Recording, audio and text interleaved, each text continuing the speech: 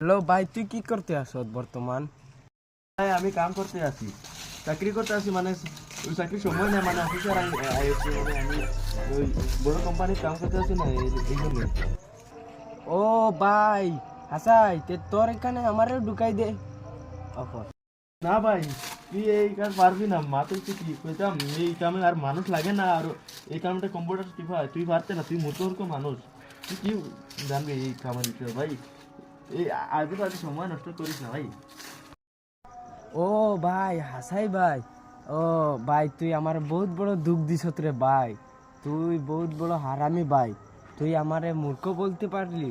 তুই যে আমার ভাই হইতি তে এই কাজ তুই করতে পারলি না অনেক, এই কথাটা তুই করতে পারলি না অনেক, বুঝছত ভাই? তুই যদি আমার ভাই হইতি তে এই আমার মনের দুঃখটা বুঝতে আসলি, বুঝছত? আচ্ছা হইব ভাই, তে রাখি, তুই কাম কর, হ্যাঁ? আমি দোকান পারে বইয়া আড্ডা মারতে আসি। আচ্ছা হইব ভাই, তে রাখি। আসসালামু আলাইকুম ভাই। তুই কি বুঝাইবি মরে, মানে তুই এই কামার বিষয় বুঝোস নাকি? রাখ, তুই রাখলে কি হয়েছে, মানে তুই কাট ফোন।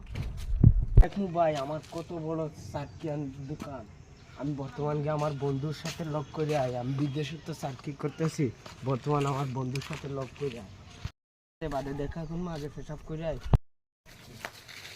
পেশাব করে আই। বন্ধু তুই এখানে, তুই এখানে কি করতেছ?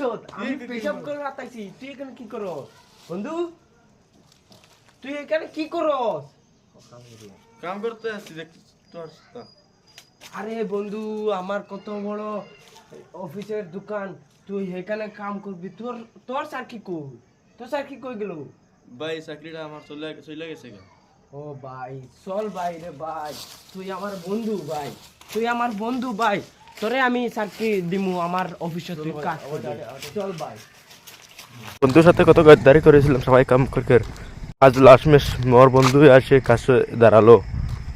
বন্ধু এমন আছে, বিরাট কাজ করে কিন্তু বন্ধুদের জানায় না